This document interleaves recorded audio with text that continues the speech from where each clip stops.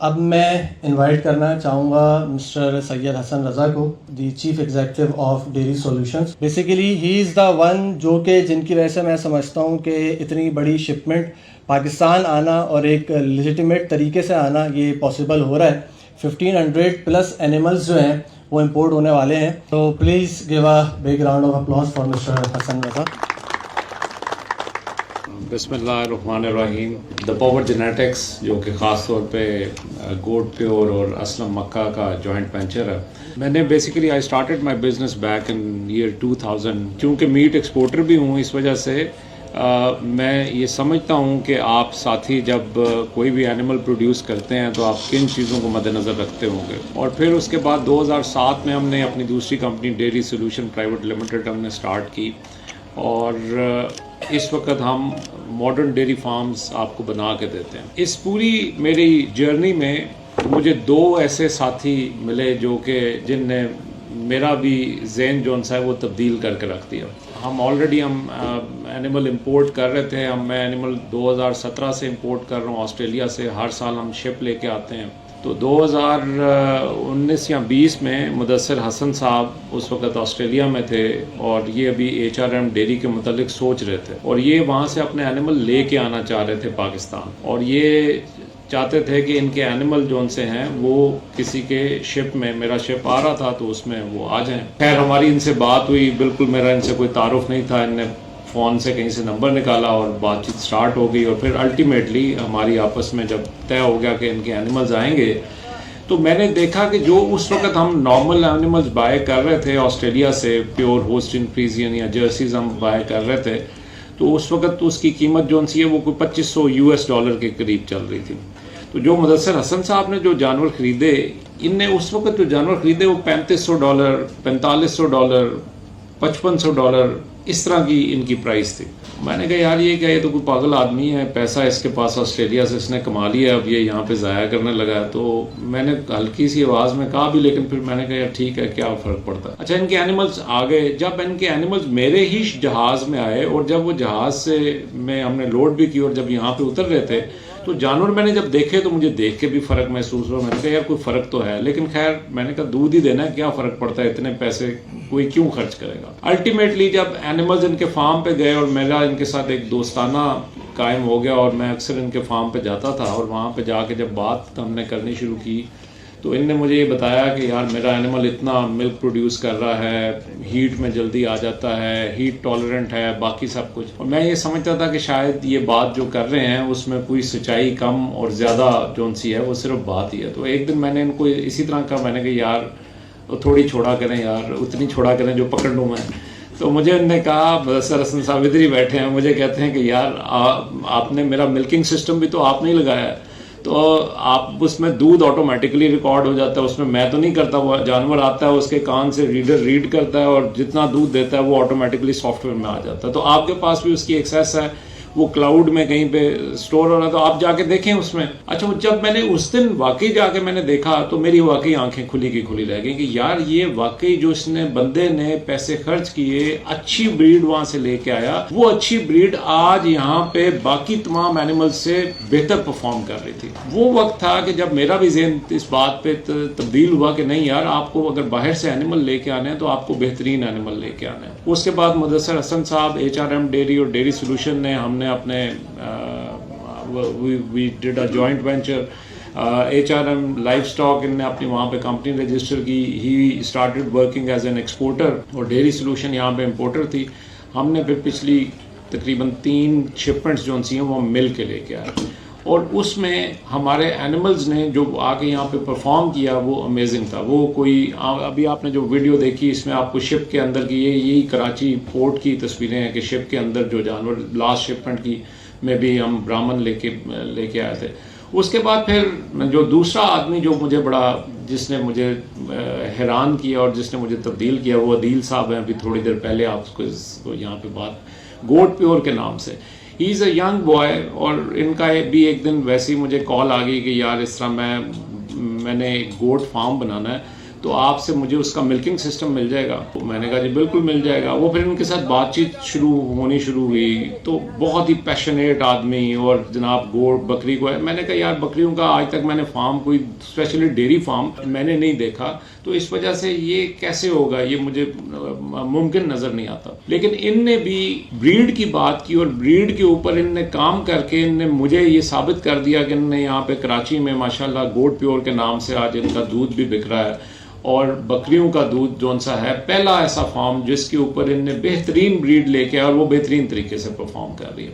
आज की मैं ज़्यादा टेक्निकल डिटेल्स में नहीं जाऊंगा, मैं सिर्फ इतनी बात करूंगा कि जिस वक्त मैं बात कर रहा हूँ 2007 में हमने डेयरी सोल्यूशन जब स्टार्ट की, वो पहली दफ़ा थी जिस वक्त जर्सी एनिमल बहुत डरते डरते, पहला फार्म था यहाँ पे नारा में, एंग्रो का जिसको सखर में, वहाँ पे एनिमल आए और वो जर्सी लेके आए, क्योंकि जर्सी सबसे दूध तो कम देता है लेकिन सबसे तगड़ा जानवर है, आपको धूप गर्मी सब कुछ बर्दाश्त करता है। तो ख्याल था कि यार फ्रीजियन अगर लेके आए या क्रॉस लेके आए वो परफॉर्म नहीं करेंगे। वो एनिमल आए और उनने परफॉर्म किया। अच्छा, फिर उसके बाद लोगों का झाका खोला, उन्होंने कहा अच्छा यार अब अगली कोशिश करते हैं, क्रॉस ब्रेड लेके आते हैं। क्रॉस ब्रेड लेके आए, वो भी चल पड़े। फ्रीजियन काफ़ी सालों तक, मुझे याद है शायद ये मैं 2007 की बात कर रहा हूँ, तो शायद 2010-12 में जाके पहली दफ़ा, कई दफ़ा शिप्स आ रहे थे, लेकिन पहली दफ़ा उसमें किसी ने, एक लाहौर के एक साहब थे, उनने ये कहा कि जी मैं फ्रीजियन लेके आऊँगा। और जब वो फ्रीजियन लेके आए,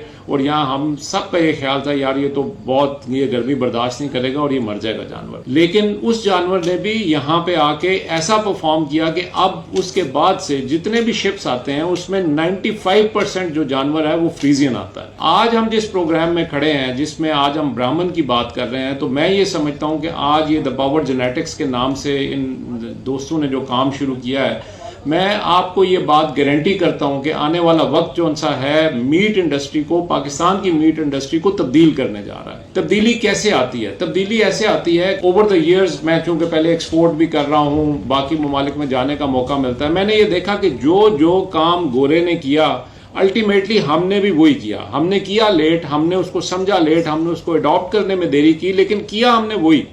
आज इस वक्त आप मंडी में जब जानवर खरीदने जाते हैं, आप कैसे जानवर खरीदते हैं? आप कहते हैं अच्छा यार इसके दांत कितने हैं, आप उसके अंदर हाथ घुसाते हैं, आप उसके अडर को हाथ लगाते हैं, उसके बाद आप फैसला करते हैं ये जानवर क्या प्रोड्यूस करेगा या कैसे करेगा। लेकिन ये तमाम की तमाम चीज़ें जो सी हैं, ये सिर्फ आपके अंदाजे हैं, और जब वो जानवर लाएगा वो कैसा प्रोड्यूस करेगा आप बिल्कुल इसको गारंटी नहीं कर सकते। जबकि आप बाकी दुनिया में जहाँ पे जाते हैं, वहाँ पे उनने, मैं आपको एक आम बात समझाने के लिए, कि उनने इंडेक्स बना दिया। इंडेक्स में उन्होंने ये कर दिया कि यार ये जानवर जो सा है BPI 100 का है, ये 200 का है, ये 300 का है। ये बिल्कुल ऐसे ही है जिस तरह आज आप एक मोटरसाइकिल खरीदने जाएं तो आप कहते हैं जी 70 सीसी मोटरसाइकिल।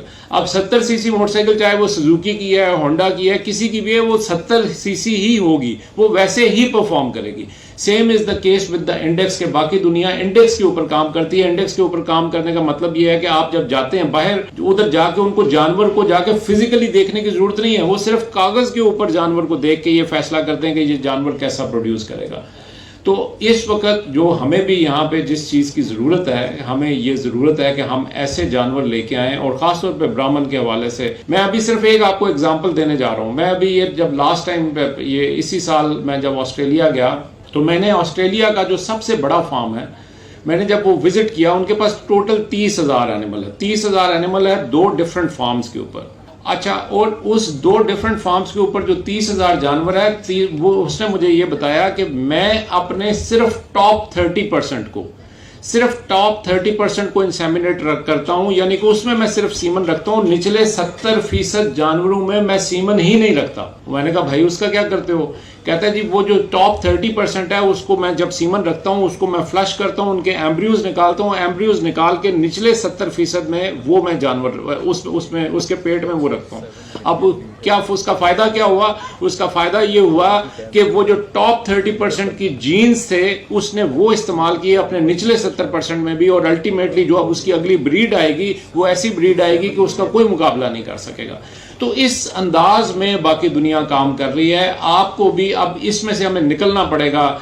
जिस तरीके से हम ये जानवर हम लेके आते हैं, हमें कोई अंदाजा नहीं होता कि यार ये जिस तरह अभी मुनीब ने बताया कि हमने जानवर खरीदा, आगे उसका बच्चा क्या आएगा आप बिल्कुल प्रिडिक्ट नहीं कर सकते। लेकिन जो ये जानवर हैं जो कि जीनोमिकली टेस्टेड जानवर हैं, जो कि किसी इंडेक्स के ऊपर आप लेके आएंगे, वो तकरीबन जिस तरह का जानवर वो आएगा उसी के उसका बच्चा भी उससे मिलता जुलता आएगा, क्योंकि उसके अभी ये आगे हंस, मेरा ख्याल है मुदस्सिर हसन साहब को हम प्यार से हंस भी कहते हैं, तो ये जो उनसे ये अभी आपको आई वुड रिक्वेस्ट कि आप जिस वक्त आएँ तो आप ज़रा बताइए कि जब आप कोई डॉक्यूमेंट देंगे तो उस डॉक्यूमेंट में क्या क्या ट्रेड्स जो उनसे हैं वो आएंगे। तो आपको सिर्फ आज बताने का मकसद ये है कि हम ये कोई ख्वाबों की बात नहीं कर रहे, हम ये जो कुछ कर रहे हैं, हम 2017 से जानवर लेके आ रहे हैं। हम पहले डेयरी एनिमल लेके आ रहे थे। डेयरी फार्मिंग में आपने ये देखा, ये जितने भी बड़े नाम, निशात हो गया, जेके हो गया, बाकी सब ये फार्म्स किसी ना किसी अंदाज में, चाहे वहाँ पे हमने जानवर दिए हैं, मिल्किंग सिस्टम दिए हैं, कुछ भी किया है, वो फार्म हमारे हाथों से लगे हुए हैं। यहाँ पे आपके पास नदीम मन्नू साहब का ये जो डे फ्रेश डेयरी है, इसमें भी हमारा हाथ है। यहाँ पे घारों में बहुत सारे फार्म जो हैं वो डेयरी सोल्यूशन ने लगाए। हैदराबाद में मुमताज़ जुतोई साहब जो नेशनल डेयरी वाले हैं, वो हमारे बड़े अच्छे दोस्त हैं, उनका फार्म हमने लगाया। तो हमें फार्म लगाना भी आता है, हम जानवर भी देने आते हैं, and we are not doing it for the first time. और इवन ब्राह्मण भी हम पहली दफ़ा नहीं लेके आ रहे। पिछली शिपमेंट में हम ब्राह्मण जानवर भी लेके आए और उन्हीं में से कुछ जानवर यहाँ पे इस फार्म पे खड़े हैं। तो इस वजह से आगे बढ़ें, कोशिश करें कि आप अगर ब्राह्मण का कारोबार करना है तो उसको उसी अंदाज में करें जिस तरह बाकी दुनिया कर रही है। बहुत शुक्रिया।